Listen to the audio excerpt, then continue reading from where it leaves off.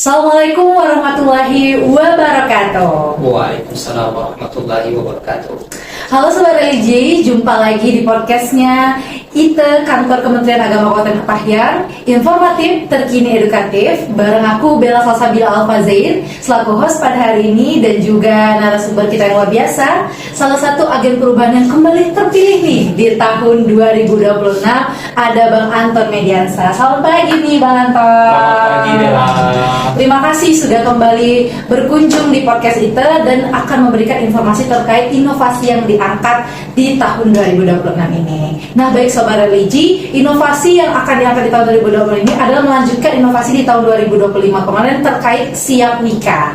Nah, untuk lebih lanjutnya, bagaimana dampaknya kepada masyarakat, apa itu inovasi siap nikah, nanti kita akan ngobrol-ngobrol lebih lanjut selama beberapa menit ke depan.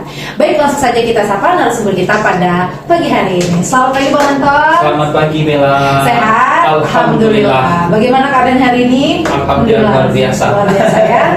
Nah, baik nih, boleh dong disapa sahabat religi di rumah dan ceritakan secara singkat dulu nih inovasi siap nikah yang terkait dengan pencegahan nikah dini ini seperti apa? Baik. Assalamualaikum warahmatullahi wabarakatuh. Sahabat religi.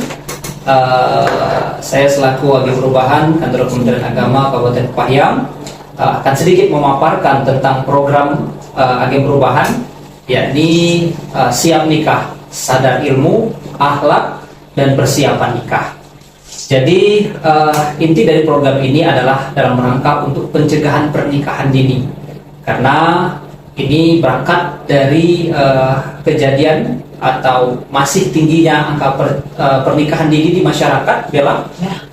Bahwa dari tahun 2024 kalau tidak salah itu kurang lebih angka pernikahan dini itu dari data BPS Statistik dan data SIMKA, Sistem Informasi Manajemen Nikah, itu kurang lebih 30%.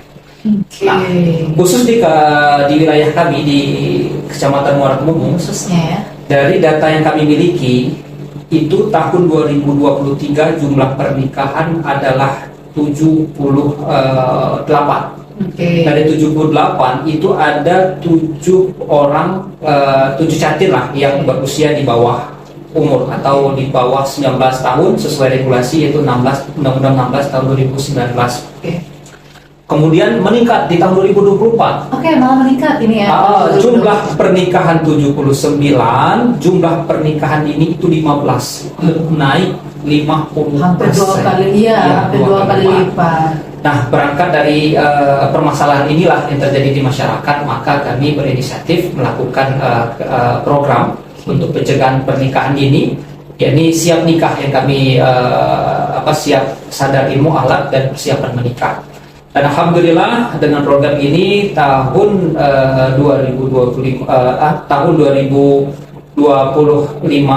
awal kami telah merancang program ini. Alhamdulillah pada tahun 2025, sebenarnya dari 2024 saya masuk, mohon maaf, 2024. Kemudian kami melakukan sosialisasi dan pencegahan. Alhamdulillah tahun 2025 telah mengalami penurunan lah angka pernikahan dini. Nah, jadi berangkat dari hal tersebutlah tingginya pernikahan dini pada tahun 2024 yang naik dua kali lipat dari tahun 2023. Kami melakukan pencegahan, program pencegahan pernikahan dini. Ini berarti sahabat religi, alhamdulillah dari agen perubahan dari Bang Anton memang dampaknya bisa dirasakan langsung ya. Itu berupa angka statistik di mana terjadi penurunan di tahun 2025 ke 2026 ini, insya Allah juga akan mengalami penurunan seperti itu ya. Amin amin amin.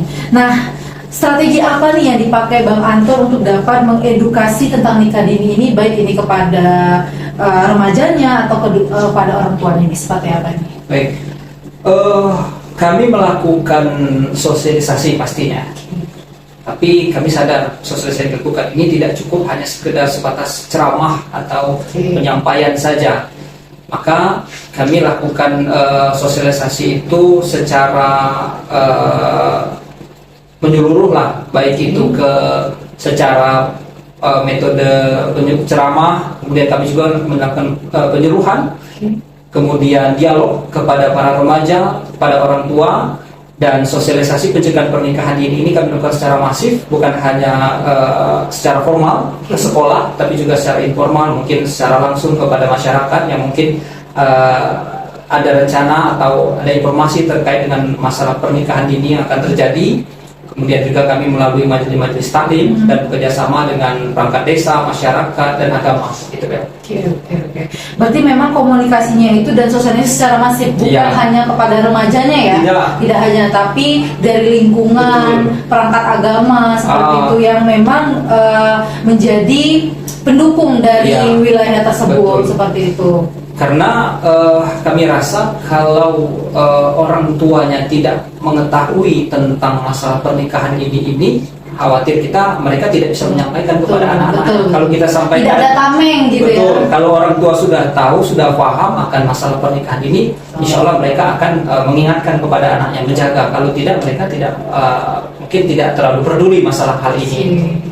Baik, nih kalau misalnya tadi kegiatannya sosialisasi, dialog, mungkin sepanjang 2025 ke 2026 seperti itu, kegiatan apa saja yang sudah dilaksanakan, bentuk kegiatan sosialisasinya seperti apa? Mungkin boleh di-sharing kepada sahabat religi yang mungkin punya keinginan yang sama seperti itu, karena masalahnya bukan skup Muara Kemumu saja, bukan skup Kabupaten Kepahyang atau Provinsi Bengkulu saja, di luar pun mungkin punya permasalahan yang sama, apalagi dengan budaya kita sekarang ya seperti itu kita lihat di sosial media, anak-anak di usia dini sudah menormalisasikan hal-hal yang mengarah ke pernikahan dini seperti itu. Mungkin boleh disampaikan.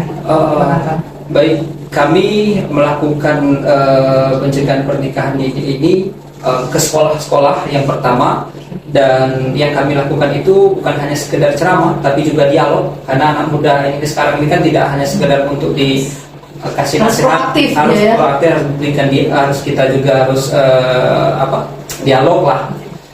Kemudian dengan orang tuanya juga kita lakukan dialog juga, dan pemahaman tentang dampak dari pernikahan dini ini, karena dampak pernikahan dini ini kan begitu banyak masalah turunan yang terjadi, baik itu dari kekerasan dalam rumah tangga, perceraian, permasalahan ekonomi, dan kita khawatirkan juga saat ini kan pemerintah sedang maraknya mencegah yang namanya stunting.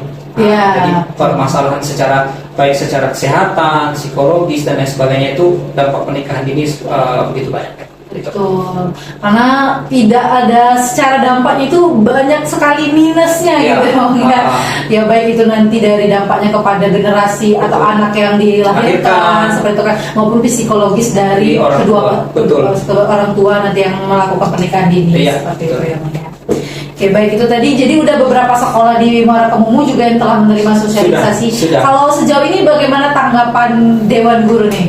Dewan Guru yang sudah kan ada berapa sekolah sih seperti itu kan yang didatangi, mungkin tanggapan dari Dewan Gurunya seperti apa? Alhamdulillah mereka menanggapi dengan baik dan positif atas kegiatan yang kami lakukan. Bahkan ada beberapa sekolah juga langsung meminta langsung hadir juga lagi untuk ke sekolah memberikan penyuluhan ke anak-anak.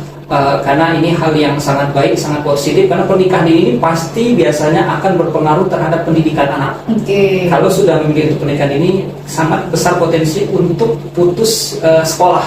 Nah itu berarti memang dari sekolahnya juga sangat mendukung ini ya, karena kita agak disayangkan sekali kalau misalnya dari sekolahnya pun tidak terbuka gitu. Tapi alhamdulillah setelah berjalannya waktu sepanjang tahun ini, sekolah yang didatangi juga terbuka dan bahkan memanggil kembali seperti untuk melakukan pendampingan ulang seperti itu. Semoga nanti kedepannya ini menjadi kegiatan bersama yang memang kita fokuskan terkait pencegahan pernikahan dini. Nah, kegiatan ini dari semua kegiatan nih tadi, sosialisasi kepada remaja dan juga mungkin stakeholder terkait ini, menurut dari Bang Anton, mana hal yang paling berdampak untuk pencegahan pernikahan dini tersebut? Yang paling strategi yang kami rasa agak memberikan dampak yang agak lebih positif lah, yaitu memang kami langsung terjun ke masyarakat, langsung kepada remaja, kami lakukan dialog, kemudian dengan orang tua juga kami lakukan pendampingan. Kami kalau ada yang ingin pernikahan dini itu biasanya kami lakukan konseling lah, baik itu kepada orang tua dan kepada anak. Jadi kami berikan nasihat untuk berpikirlah secara matang untuk melaksanakan pernikahan ini. Kemudian kami juga, selain secara langsung, kami juga melakukan penyuluhan terkait dengan masalah pencegahan pernikahan dini ini melalui media sosial KUA. Jadi kami memanfaatkanlah seluruh fasilitas yang ada baik secara langsung, direct maupun secara online kepada masyarakat. Oke, ini benar sekali sahabat religi, karena ini ya Bang Antonia, kalau sekarang memang pendampingan secara masif juga sangat diperlukan supaya turun ke masyarakat juga. Cuman kan pola anak-anak sekarang ya dikit-dikit kita di sosmed ya, dikit-dikit di sosmed. Jadi kalau misalnya dibumbui edukasi terkait pendidikan ini, ya secara tidak langsung kita bisa dikatakan mereka membaca, walaupun mungkin setelah baca sedikit skip lagi, tapi setidaknya ini adalah upaya dari Kawam Warakumu, misalnya upaya dari Bang Anto sebagai agen perubahan untuk dapat merubah pola pikir dari para remaja kita, dan juga mungkin di lingkungan masyarakat yang mungkin kan rame ya, maksudnya banyak ya masyarakat mungkin tidak sampai tersentuh semuanya pendampingan, tapi dengan ada pendampingan ataupun edukasi secara masif juga melalui sosial media, itu bisa memberikan dampak yang positif lah untuk wilayah Warakumu khususnya. Baik, nih karena udah ngobrol-ngobrol lumayan panjang terkait pernikahan dini, dan juga alhamdulillah ya sudah secara statistik Kawam Warakumu bisa menampilkan penurunan pernikahan dini. Nah, ini kita ucapkan apresiasi yang luar biasa nih dari kantor Kementerian Agama Kabupaten Kepayang, bahwasanya agen perubahan kita juga punya inovasi yang berdampak langsung kepada masyarakat. Sebelum kita tutup perbincangan kali ini, mungkin ada pesan yang ingin Bang Anton sampaikan kepada remaja, ampun orang tua yang masih menganggap pernikahan dini itu bukan suatu hal yang bukan suatu hal yang negatif, seperti yang masih menormalisasikan pernikahan dini. Mungkin ada beberapa pesan yang ingin disampaikan. Baik, kami ingin menyampaikan bahwa menikah itu di usia yang tepat, bukan di waktu yang cepat. Karena menikah itu bukan hanya sebatas menghalalkan hubungan. Di sana ada amanah yang besar. Bukan hanya siap untuk akad. Menikah itu juga harus siap menjalankan amanah tanggung jawab nantinya sebagai seorang suami, sebagai seorang istri, sebagai seorang ayah, sebagai seorang ibu. Dan menikah itu bukan hanya berbicara masalah cinta saja. Dalam menikah itu akan ada ujian, halangan, cobaan, dan lain sebagainya yang harus dilalui. Maka menikah itu bukan hanya sekedar mau, tapi juga harus mampu. Dalam satu hadis Nabi mengatakan bahwa Nabi bersabda, "Ya ma'syarasy syabab, man istata'a minkumul ba'ah." Wahai para pemuda, apabila di antara kalian memiliki kemampuan, maka menikah. Di sana mampu bukan hanya dilihat secara biologis, namun juga mampu baik secara mental, kemudian psikologis, dan lain sebagainya. Karena menikah itu bukan hanya sekedar menjalankan kehidupan saja seperti biasa, tapi juga harus siap ilmu, wawasan, pengetahuan, dan lain sebagainya. Jadi yang menikah itu yang terbaik bukan di waktu yang cepat, karena menikah itu bukan lomba lari. Betul. Yang menikah itu yang paling terbaik itu adalah yang mampu mempertahankan rumah tangga hingga akhir hayat. Amin, Masya Allah, Itu luar biasa nih.